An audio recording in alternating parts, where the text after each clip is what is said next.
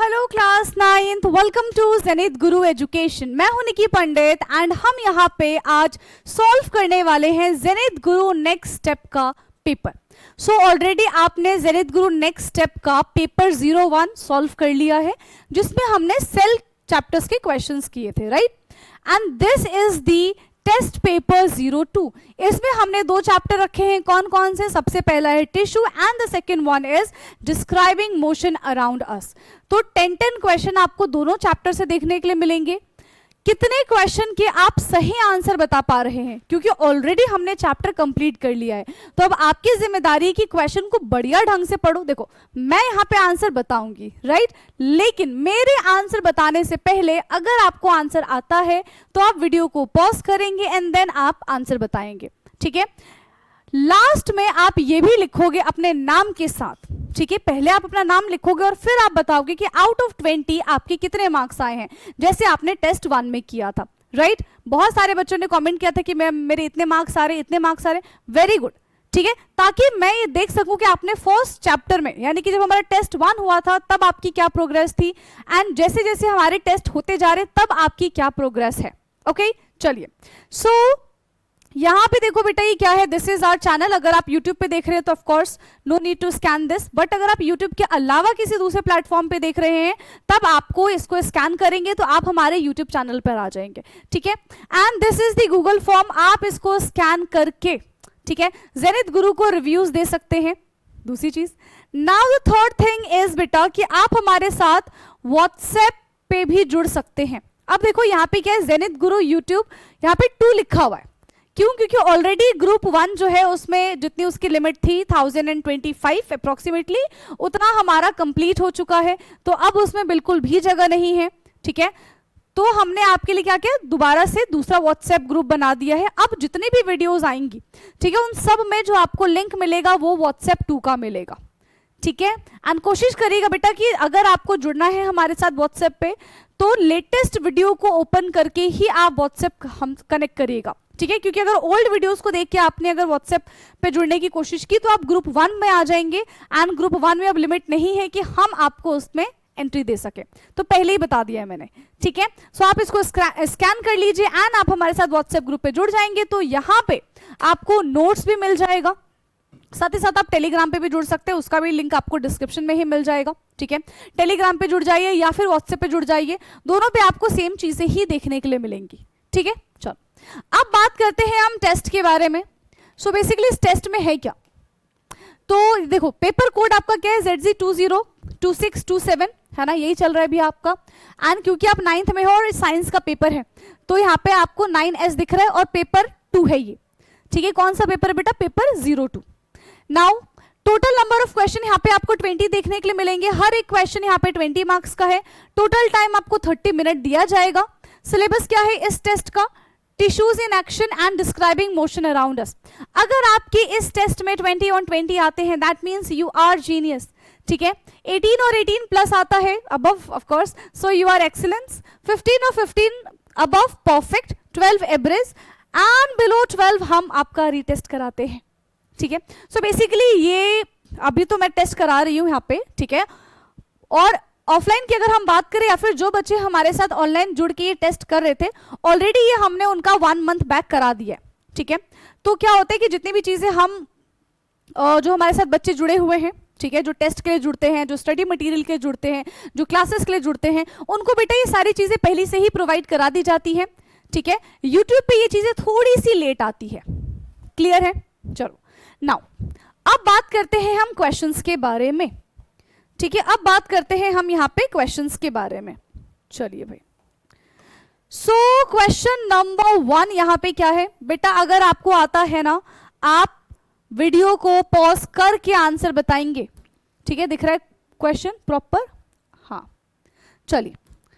सो यहाँ पे tissues in action का ये क्वेश्चन है। A scientist observe a plant tissue with a thin walled lining cell, large intercellular space and food storage function. Which tissue is it? तो यहाँ पे किस टिश्यू के बारे में बात की जा रही है? कौन सा टिश्यू है हमारे पास? ऑप्शन है कोलेनकाइमा, स्कैलेनकाइमा, पेरेनकाइमा एंड जाइलम। क्या हो जाएगा? कौन सा इसका ऑप्शन करेक्ट होगा? सी, यहां पे क्या होता है, किसके बारे में बात करें, tissue with thin walled and large intercellular space, thin wall and large intercellular space, आप पिक्चर्स से भी देख के पहचान सकते हैं, दिस इज पेरेन्काइमा, ठीक है। Parenchyma consist living thin wall cell with a large intercellular space, ठीक है। एंड इसका मेन फंक्शन क्या होता है, टू स्टोर फूड, ये फूड को स्टोर करने में काम करता है। सो क्वेश्चन नंबर 1 का यहां पे विच ऑप्शन इज करेक्ट बेटा, ऑप्शन सी करेक्ट हो जाएगा, that is parenchyma, that is parenchyma. चलिए नेक्स्ट क्वेश्चन पे आते हैं हम, question number 2। So question number 2 है हमारा यहां पे, if companion cell are destroyed, ठीक है, अगर कंपेनियन सेल डिस्ट्रॉय हो जाता है while sieve tube remain intact, what will be affected first, क्या कह रहे, if companion cell are destroyed while sieve tube remain intact what will affect first, सबसे पहले यहां पे क्या चीज अफेक्ट होगी, ठीक है, सबसे पहले बेटा यहां पे क्या चीज अफेक्ट होगी, water transport, sugar loading and unloading in phloem, root growth या फिर photosynthesis, which option is correct for this question, क्या हो जाएगा। सो देखो कंपेनियन सेल जो है वो हेल्प करता है sieve tube in loading and uploading food, क्या कहा मैंने, कंपेनियन सेल जो है वो हेल्प करता है सीव ट्यूब को loading and uploading the food, बिना कंपेनियन सेल के फूड ट्रांसपोर्ट जो है, ठीक है, जो कि थ्रू फ्लोएम होता है वो अफेक्ट होगा। So which option is correct for this question, क्या लगता है, ऑप्शन बी है ना, ऑप्शन बी यहां पे करेक्ट हो जाएगा, sugar loading and uploading in phloem. Okay चलिए नाउ नेक्स्ट क्वेश्चन है question number 3। Question number 3 is which movement is voluntary, कौन सा मूवमेंट इसमें से वॉलेंट्री है ना, कौन सा मूवमेंट इसमें से वॉलेंट्री है, वॉलेंट्री का मतलब क्या होता है बता पाओगे, यस, वॉलेंट्री का मतलब क्या होता है, जो कंट्रोल किया जा सकता है या फिर जो कंट्रोल नहीं किया जा सकता। सो वॉलेंट्री का मतलब होता है जो कंट्रोल किया जा सकता है, ठीक है, वॉलेंट्री का क्या मतलब होता है, जो कंट्रोल किया जा सकता है, ठीक। So breathing of heart control कर सकते, नहीं कर सकते, movement of food in intestine नहीं कर सकते, ऐसे थोड़ी बोलेंगे मैंने खाना खाया बट मैं चाहता नहीं कि मेरा खाना डाइजेस्ट हो जाए तो हम इंटेस्टाइन को रोक देंगे, नहीं रोक पाएंगे भाई। Writing with a pen, yes, है, आंसर नहीं आ रहा अपने आप हमारा हाथ रुक जाएगा, ठीक है। So this can be control, ये हम कंट्रोल कर सकते हैं, okay. Now contraction of stomach, ठीक है, कॉन्ट्रैक्शन ऑफ स्टमक हम नहीं कर पाएंगे, तो कौन सी चीज यहां पे वॉलेंट्री है जिसको हम कंट्रोल कर सकते हैं, that is the writing with pen, ठीक है, that is writing with pen. Now next question है हमारे पास question number 4। So question 4 is Which statement about neurons is correct? Neurons के लिए कौन सा स्टेटमेंट यहाँ पे करेक्ट है, dendrites carry impulses away from the cell body, axon receive impulses, dendrites receive signal and axon transmit them, axon terminal contain the nucleus, yes, axon terminal contain the nucleus, which option is correct for this, neuron के लिए कौन सी चीज correct है यहाँ पे, तो dendrites की अगर हम बात करें बेटा तो डेंड्राइट्स नेवर, ठीक है, नहीं डेंड्राइट्स नेवर वाला तो है नहीं ना, डेंड्राइट्स रिसीव सिग्नल, हाँ, डेंड्राइट्स का काम क्या है, वो नर्व्स इंपल्सेस को कैरी करता है टू दी सेल बॉडी, ठीक है। एक्सॉन का काम क्या होता है, axon carry impulses away from the body, ठीक है, डेंड्राइट्स रिसीव करता है, कैरी करता है सेल बॉडी में, एक्सॉन अवे करता है फ्रॉम दी सेल बॉडी, आ गया समझ में, okay. So dendrites receive signal and axon transmit them, dendrites का काम है सिग्नल को रिसीव करना, डेंड्राइट्स का काम है सिग्नल को रिसीव करना, एंड एक्सॉन का काम है उसको ट्रांसमिट कर देना। नेक्स्ट है हमारे पास question number 5। Now question 5 is Which sequence correctly represent the pathway of food transport in plants? ठीक है, so food transport in plant के लिए कौन सी चीज यहाँ पे सीक्वेंस में करेक्ट है? ठीक है, कौन सी चीज यहाँ पे करेक्ट है बताना है. Root, xylem, leaves, leaves, sieve tube and other part, leaves, vessels and stem, root, phloem and leaves. Which one is correct? क्या लगता है? सबसे पहले क्या होता है, फूड प्रिपेयर कहां पे होता है? Food prepare in leave. Then वो ट्रांसपोर्ट किया जाता है other part of the plant में, किसके थ्रू? फ्लोएम के थ्रू. सीव ट्यूब के थ्रू कहां पे ट्रांसपोर्ट किया जाता है? Other part of the plants में. ठीक है, सो यहां पे क्या हो जाएगा? लीव, फिर सीव ट्यूब और फिर other part. Leaves, sieve tube and then other parts. Okay, now next question है हमारा question number 6. So question 6 is which plant tissue is mainly responsible for creating transpirational pull? कौन सा प्लांट टिश्यू ट्रांसपिरेशनल पुल के लिए responsible होता है? कौन सा प्लांट टिश्यू ये किसके लिए? ट्रांसपिरेशनल पुल के लिए रिस्पॉन्सिबल होता है. सो बेसिकली हम जब ट्रांसपिरेशनल पुल के बारे में बात करते हैं तो एक सक्शन पंप हम बोल सकते हैं या फिर सक्शन फोर्स हम बोल सकते हैं, that is applied by the xylem. क्यों? क्योंकि पानी को हम ऊपर पहुंचा रहे हैं, हम अगेंस्ट द ग्रेविटी काम कर रहे हैं. ठीक है, हम कैसे काम कर रहे हैं बेटा? हम अगेंस्ट द ग्रेविटी काम कर रहे हैं, तो उसके लिए हमें ट्रांसपिरेशनल पुल की जरूरत पड़ेगी. ठीक है, एंड वो कौन करता है? वो जाइलम करता है ना. तो epidermis, xylem, phloem and stomata. Simple था ये तो, दैट इज जाइलम. क्या हो जाएगा बेटा? That is xylem. Okay, now next question is question number 7. ठीक है, नेक्स्ट क्वेश्चन है हमारा यहां पे question number 7. So question 7 is which of the following contain dead cell only? किसमें सिर्फ और सिर्फ डेड सेल ही प्रेजेंट होते हैं? चैप्टर में पढ़ा था हमने, है ना, चैप्टर में पढ़ा था हमने. किसमें सिर्फ और सिर्फ डेड सेल प्रेजेंट होता है? ऑप्शंस है हमारे पास पेरेन्काइमा, कोलेनकाइमा, स्केलेनकाइमा या फिर फ्लोएम. किसमें सिर्फ और सिर्फ डेड सेल्स प्रेजेंट होते हैं, मतलब मेनली डेड सेल्स होते हैं? That is sclerenchyma. Sclerenchyma is made up of dead thick walled cell, जो कि सिर्फ और सिर्फ एक मैकेनिकल स्ट्रेंथ देने का काम करता है, दैट प्रोवाइड मैकेनिकल स्ट्रेंथ. कौन है यहाँ पे? स्केलेनकाइमा. क्वेश्चन नंबर 7 का ऑप्शन सी करेक्ट हो जाएगा, दैट इज स्केलेनकाइमा. ठीक है, नाउ नेक्स्ट क्वेश्चन है 7th के बाद क्वेश्चन नंबर 8. ठीक है, question number 8. So question number 8 is a tissue having spindle shape cells. ठीक है, टिश्यू का कैसा शेप है? स्पिंडल शेप है ना. टिश्यू का कैसा शेप है? यहां पे इस तरीके से स्पिंडल शेप देखने के लिए मिलेगा. A single nucleus and no strains is, तो ये कौन सा हो जाएगा? Cardiac muscles, skeletal muscles, smooth muscles या फिर nervous tissue. Yes, spindle shape like structure है. ठीक है, जो सिंगल न्यूक्लियस है यानी कि यूनि न्यूक्लिएटेड है एंड कोई स्ट्रेट नहीं है.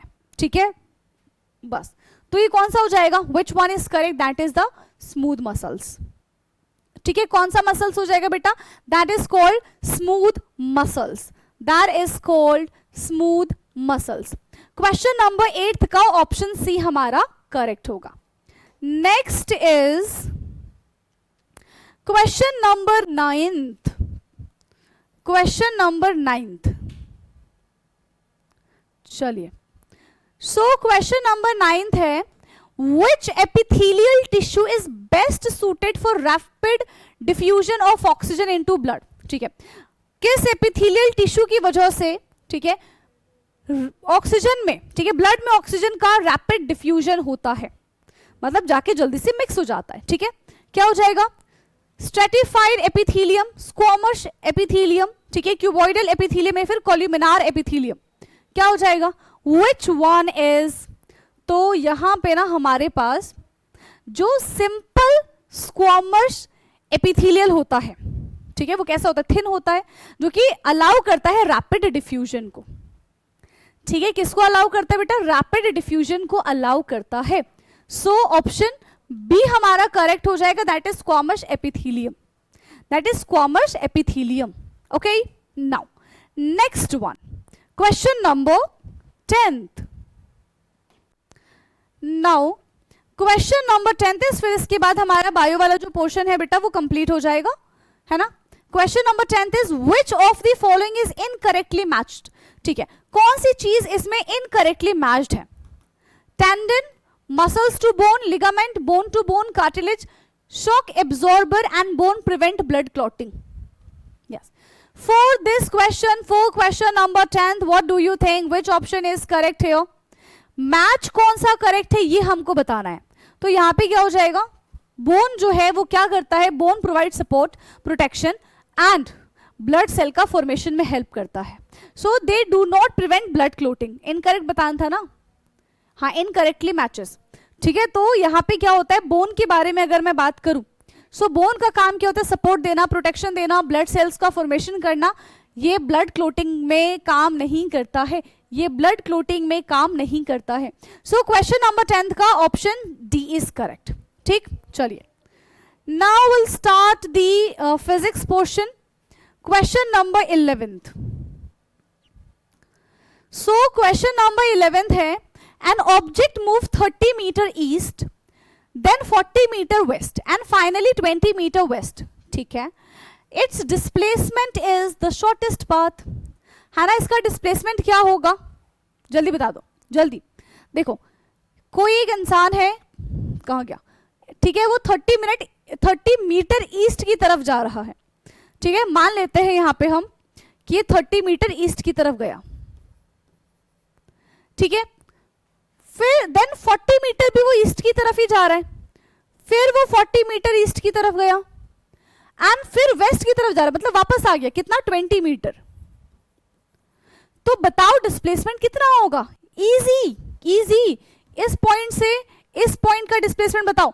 टोटल देखो 70 है, 30 प्लस 40 70 में से 20 माइनस कर दो, कितना हो जाएगा? 50 मीटर। 50 मीटर किसकी तरफ मूव कर रहा है? ईस्ट की तरफ मूव कर रहा है। किसकी तरफ मूव कर रहा है बेटा? ईस्ट की तरफ मूव कर रहा है। क्वेश्चन नंबर 11th का ऑप्शन सी करेक्ट हो जाएगा।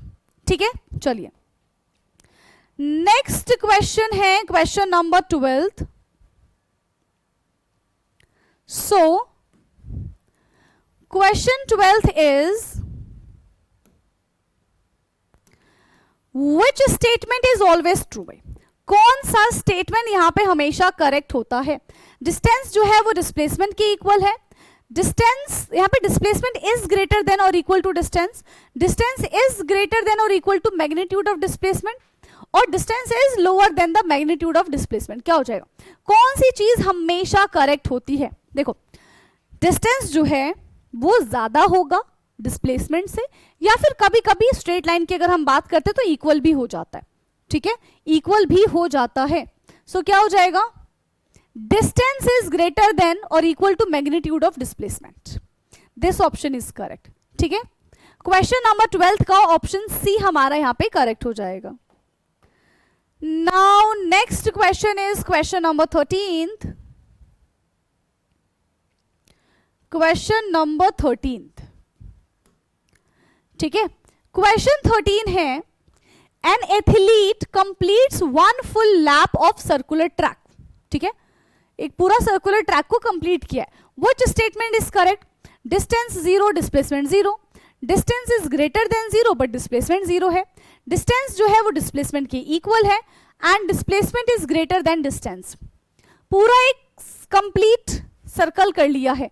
सो विच वन इज ट्रू? देखो, कंप्लीट सर्कल करेंगे तो डिस्टेंस तो हर एक पॉइंट पे काउंट हो रहा है ना। डिस्टेंस तो बेटा हर एक पॉइंट पे यहां पे काउंट हो रहा है, बट जिस पॉइंट से शुरू किया उसी पॉइंट पे जब वापस आ जाते हैं, so in that case displacement is 0। ठीक है, उस केस में हमारा डिस्प्लेसमेंट तो 0 हो जाता है। तो यहां पे क्या हो जाएगा? Distance is greater then 0 and displacement is 0। ठीक है, ऑप्शन बी हमारा यहां पे करेक्ट हो जाएगा। चलिए नेक्स्ट क्वेश्चन है क्वेश्चन नंबर 14th। सो बेटा question 14 is which quantity required both magnitude and direction. ठीक है, कौन यहाँ पे वेक्टर क्वांटिटी है, ठीक है, कौन यहाँ पे वेक्टर क्वांटिटी है ये बताना है, यानी कि जिसके पास क्या क्या चीजें हो, जिसके पास यहाँ पे मैग्नीट्यूड भी हो, जिसके पास डायरेक्शन भी हो। तो distance, speed, displacement and time, distance, speed, displacement and time, which quantity required both magnitude and direction. ठीक है, तो क्या हो जाएगा यहाँ पे, displacement is a vector quantity because it has both magnitude and direction. इसके पास मैग्नीट्यूड भी है, इसके पास डायरेक्शन भी है। So which option is correct, displacement is correct, displacement is correct for question number 14। ठीक, नाउ नेक्स्ट क्वेश्चन है question number 15। So question number 15 is a car travel with constant speed in one direction for 5 minutes। मतलब एक ही direction में 5 minute से car जो है वो चली जा रही है। Which statement is correct? Average speed is greater than the average velocity. Average speed equal to the magnitude of average velocity. Average velocity is 0 and average acceleration cannot be 0. Average acceleration cannot be 0. So according to you which option is correct बेटा? तो यहाँ पे क्या हो रहा है, एक car बिल्कुल स्ट्रेट रोड पे बिना डायरेक्शन चेंज के मूव कर रही है। तो जब स्ट्रेट रोड होगा तो ऑफ कोर्स कार भी स्ट्रेट मूव करेगी। सो इन दैट केस डिस्प्लेसमेंट जो है वो डिस्टेंस की इक्वल हो जाएगा। ठीक है, इन दैट केस डिस्प्लेसमेंट जो है वो डिस्टेंस की इक्वल हो जाएगा। So average speed is equal to the magnitude of average velocity. ठीक है, एवरेज स्पीड जो है वो किसके इक्वल है, एवरेज वेलोसिटी के इक्वल है। Average speed equal to the magnitude of the average velocity, यानी कि ऑप्शन बी हमारा करेक्ट हो जाएगा। ठीक है, option B is correct. Now next question is question number 16। Now question 16 है यहां पे हमारा, question number 16 is Which graph represent motion with constant velocity? कौन सा ग्राफ कांस्टेंट वेलोसिटी को रिप्रेजेंट करता है। ठीक है, कौन सा ग्राफ बेटा यहाँ पे कांस्टेंट वेलोसिटी को रिप्रेजेंट करता है ये हमको बताना है। ठीक, सो कांस्टेंट वेलोसिटी के लिए क्या करना पड़ेगा, वेलोसिटी टाइम ग्राफ है ना, वेलोसिटी टाइम ग्राफ बनाना पड़ेगा। तो उसमें एक हॉरिजॉन्टल लाइन बनता है। ठीक है, तो कर्व्ड पोजीशन बिल्कुल नहीं, horizontal velocity time graph of course, vertical नहीं, जिगजैग नहीं, हॉरिजॉन्टल। ठीक है, हॉरिजॉन्टल वेलोसिटी टाइम ग्राफ हमको कांस्टेंट वेलोसिटी के बारे में बताता है। Constant velocity, constant velocity. ठीक है, चलो नेक्स्ट क्वेश्चन है question number 17। So question 17 is a vehicle move at 20 metre per second for 10 seconds. ठीक है, 10 सेकेंड में 20 मीटर पर सेकेंड की स्पीड से वो चला गया, and then 10 metre per second for next 10 seconds. अब इसकी एवरेज स्पीड बता दूं। पहले 10 सेकेंड में 20 मीटर पर सेकेंड से चला, फिर अगले 10 सेकेंड में 10 मीटर पर सेकेंड की स्पीड से चला। तो यहाँ पे क्या हो जाएगा, average speed is equal to total distance upon total time, है ना। तो टोटल डिस्टेंस कितना चला ये बताना। टोटल डिस्टेंस यहाँ पे बेटा ये कितना चला, कैसे कैलकुलेट करेंगे हम, 20 मीटर पर सेकेंड 10 सेकेंड में, and then 10 metre per second for next 10 seconds. Calculate the average speed, क्या हो जाएगा, total distance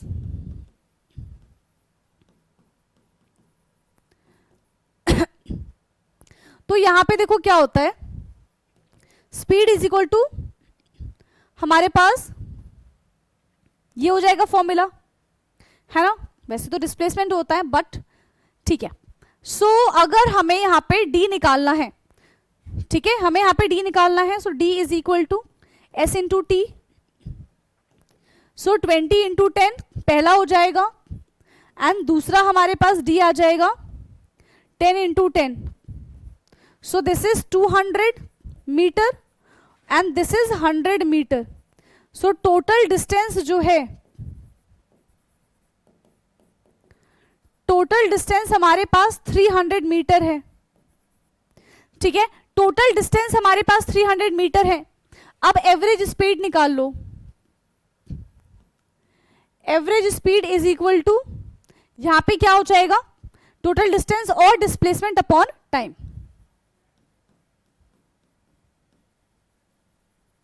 upon time. So this is 300 upon time कितना लगा, यहां पे 10 सेकेंड्स और वहां पे 20 सेकेंड्स, मतलब 30 सेकेंड्स. तो आंसर कितना आ जाएगा, यहां पे 30 नहीं आ रहा है, अच्छा 3 10, तो 10 मीटर पर सेकेंड. आंसर कितना आ रहा है, 10 मीटर पर सेकेंड, यही आएगा. हाँ टोटल, अच्छा टाइम 30 थोड़ी था, टाइम तो 20 था, 20 20 20 20, 0 से 0 चला गया. आप देखो इससे ये चला जाएगा 1 टाइम्स में 1.5 आएगा बेटा, 1.5 नॉट 10, 1.5 आएगा इसका आंसर, 1.5. ठीक है, इट्स 1.5. कहां गया, कहां पे हमारा आंसर आ रहा है, 1.5 आएगा, 15 आएगा, 15 15 15. रुक जाओ, इसको दोबारा से करा दूंगी मैं. टाइम है, ठीक है, ये है हमारे पास 300.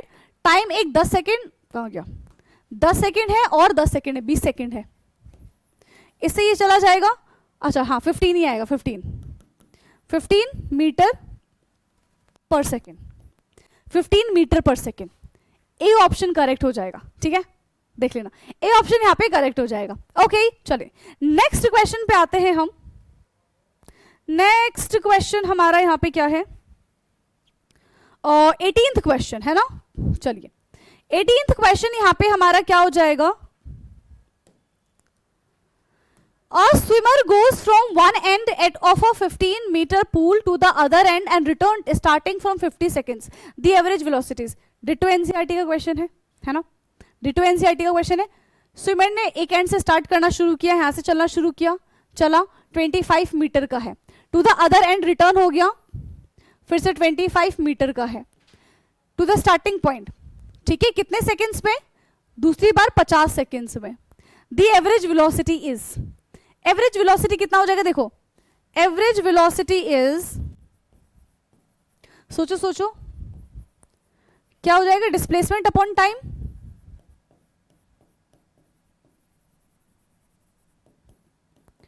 पर डिस्प्लेसमेंट तो यहां पे 0 है ना बेटा, क्योंकि जहां से शुरू किया वहीं पे खत्म कर दिया, तो डिस्प्लेसमेंट इज 0. टाइम कितना है हमारे पास, सबको जोड़ लो, टाइम पूरा 50 है, तो आंसर आएगा 0 मीटर पर सेकेंड. आंसर कितना आ जाएगा, 0 metre per second is the answer. 0 metre per second is the answer. ठीक है, नाउ नेक्स्ट क्वेश्चन है question number 19th. Next question is बेटा question number 19th. So question 19th is which of the following definitely has a zero acceleration. किसका zero acceleration होगा, a car moving at a constant speed around a circular track, a train moving with a constant velocity on a straight track, a falling stone and a cyclist slowing down. Zero acceleration कब होता है, yes, zero acceleration यहां पे हमें कब देखने के लिए मिलेगा, जब कांस्टेंट वेलोसिटी है ना, मतलब यहां पे हम ये बोल सकते हैं कि speed and direction remain unchange. जब स्पीड भी अनचेंज हो, डायरेक्शन भी अनचेंज हो, उस केस में हमारा एक्सेलरेशन 0 हो जाएगा. तो ये हमें कब देखने के लिए मिलेगा, जब कांस्टेंट वेलोसिटी हो. ठीक है, कब देखने के लिए मिलेगा, जब कांस्टेंट वेलोसिटी हो. यानी कि for this question option B हमारा यहां पे करेक्ट हो जाएगा. ठीक है, इस क्वेश्चन के लिए बेटा हमारा ऑप्शन बी एकदम करेक्ट होगा. राइट, चलो नेक्स्ट क्वेश्चन है question number 20th. And question 20th is the slope of position time graph represent. Position time graph का स्लोप किसको रिप्रेजेंट करता है, यस, पोजीशन टाइम ग्राफ का स्लोप किसको रिप्रेजेंट करता है, position time graph that is किसको रिप्रेजेंट करेगा, वेलोसिटी को रिप्रेजेंट करेगा. लिखा है, हाँ, वेलोसिटी को रिप्रेजेंट करेगा. सो क्वेश्चन नंबर 20th का ऑप्शन यहां पे हमारा सी करेक्ट हो जाएगा. अब आप मुझे कमेंट करके बताएंगे सबसे पहले अपना नेम एंड देन आपके मार्क्स कितने आए हैं आउट ऑफ 20. ये चीजें बेटा आप मुझे कमेंट पे बताएंगे ताकि मुझे पता चले कि पहले से आपकी प्रोग्रेस हुई है या फिर नहीं हुई है। एंड जिन स्टूडेंट्स ने इसका टेस्ट 1 नहीं देखा है बेटा जरूर जाके देखो, उसमें भी हमने सेल चैप्टर के 20 क्वेश्चंस डिस्कस किए हैं। ओके चलिए, सो आज के लिए इतना ही। अब हमारी मुलाकात होगी नेक्स्ट टेस्ट में जो कि बहुत ही जल्द आ जाएगा, ठीक है। चलिए, so thank you so much and good night everyone, bye bye, take care.